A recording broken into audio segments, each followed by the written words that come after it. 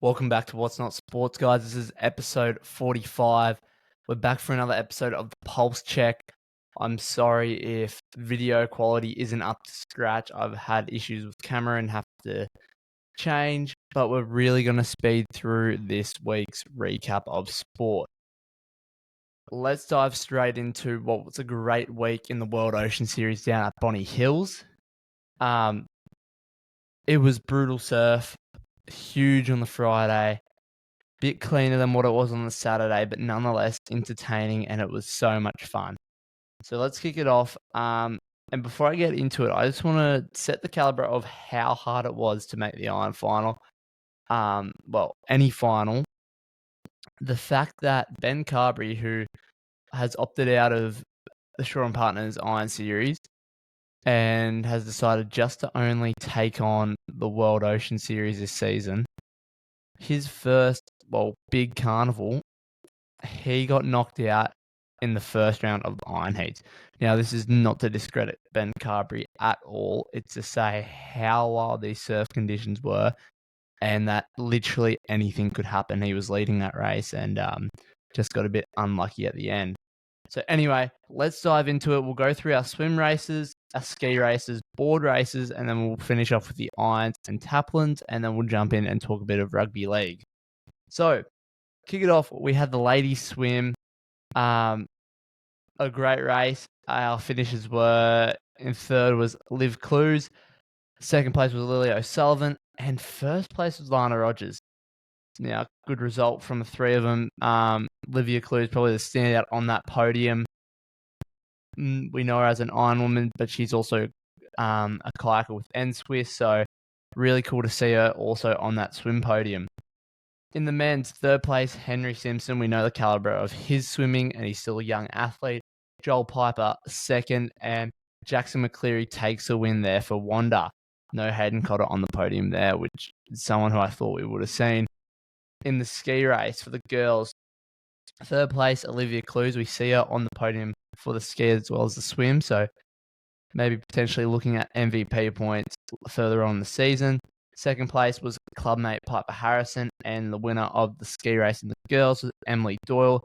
That ski race was absolutely hectic. I think there was at least 9 skis lost in that race in the massive surf. So for those 3 girls to all just get through the course, stay with their skis, and then get on the podium is incredible. The men's kayaking dominated, podium.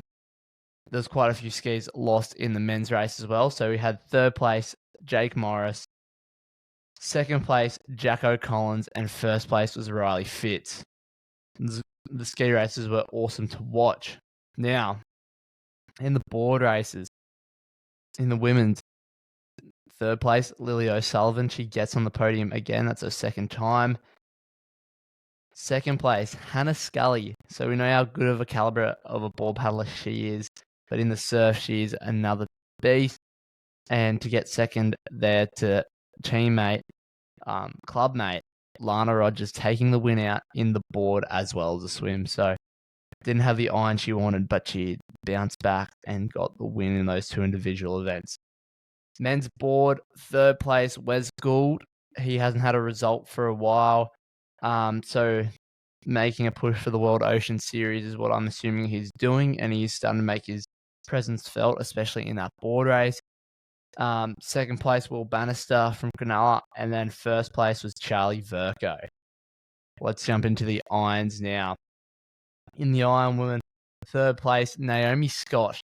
So she's been training down at Manly, still racing under that Northcliffe cap, but she gets on the podium this week on the weekend. Second place, Katie Reeves from Swansea. We talked a little bit last week and how she's such a young athlete, so talented. She just got second place in the surf. Absolutely incredible. Like, huge result for a first year 19 in the Opens. And then Hannah Scully took out the win in the Open Ironwoman. Incredible performance from her. So that is pretty awesome. In the men's, third place, Jackson Borg. Really good result for him. So I think he's very will be very happy with that result. Second place, Finn Askew. And then first place, Ethan Callahan, the Slim Reaper, one for the good guys. He gets it done for the Burleigh boys, taking out his second ever World Ocean Series race. He took the Hayden Kenny out 2 seasons ago. He's been in that front pack ever since, and now for the first, well, not the first World Ocean Series race, but the first big one, I'd say, 7,000 points, and he's got that in the bank. So that's setting up a good season for him. In the Taplin, it was really cool. In third place, the Burleigh B team actually on the podium and beat the Burleigh A team. In second place, we had Northcliffe. And in first place, none other than Taplin Town. I wasn't sure if they could get the win done without Lani Pallister, but they did, and they did it in style. So congratulations to all those teams. Now it's time for us to jump into a bit of rugby league after we've finished listening to our clubby content of the week, clubby chats. But now let's talk to rugby league. We've got a few things to go over. Some good, some bad, unfortunately. But after that, we'll wrap up the pod. So let's go to the Pacific Championships. On the weekend, PNG got the win over Fiji. That win, it was like 50-18. A really good performance by Papua New Guinea, and with that win, they haven't lost a game in the championships, so they get to claim the Pacific Bowl, which is an incredible achievement. We'll see how they go in the next year as well, how they grow as a country, especially considering that in 2028 that they will, well, in 2 years, 2 seasons, they will have an NRL team. So really good to see them get the win there. Now, in the Pacific Cup, we had New Zealand versus Tonga. New Zealand actually got quite a convincing win over Tonga here, so that brings Tonga's international season to an end. And the Kiwis will now go on to face Samoa in the final of the Pacific Cup. Before we talk about that, let's talk a little bit about that New Zealand and Tonga game. I really want to have a chat about Eli Katoa and what happened to him and how it's just not right. For those that do not know, Eli Katoa has just undergone brain surgery due to like a brain bleed and to release pressure in the skull. The poor bloke had 3 head knocks on Sunday.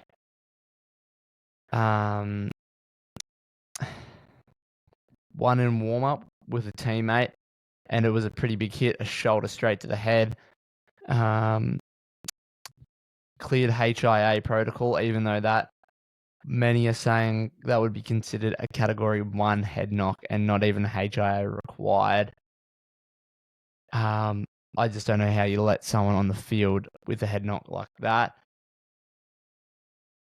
You then go into the game. He then gets a head knock in the first half. And you're thinking, okay, surely he's not going to play anymore. They just take him off the field. That's it. He somehow passes the HIA again. Comes back on the field, plays more. Second half, a third head knock. And finally, he's no longer playing. He's sitting on the bench. And then he has seizures. And just an awful sight to see. And just someone who's been so great all season and is just a good bloke and has done so much for Tonga. It's just so hard to see someone like that get injured, and especially when it comes to head knocks. How does that even happen? How after that first head knock do you even let him play? Because if that happened in training, in a regular season, that's like you miss games because of that. It's ridiculous, and there needs to be an investigation. I know there will be, but my heart really goes out to him and his family. So I don't really want to have a negative note on the pod at the moment, but that's just something really concerning, and I think the NRL needs to do something about that. Now, let's jump ships. Let's come back to the Pac Cup now. So New Zealand versus Samoa in the final. They faced off in round 1. They face off again. I like the look of Samoa. You know how I feel. They've got a week off. They're rested, unlike New Zealand. Like New Zealand have obviously put a lot of effort to get a win over Tonga, especially like a win like they did.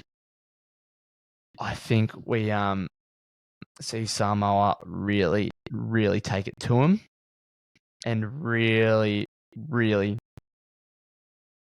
get the dub, I guess. But their forward pack is so strong. It's experienced way more than last time they faced off, like in 2023, I believe it was.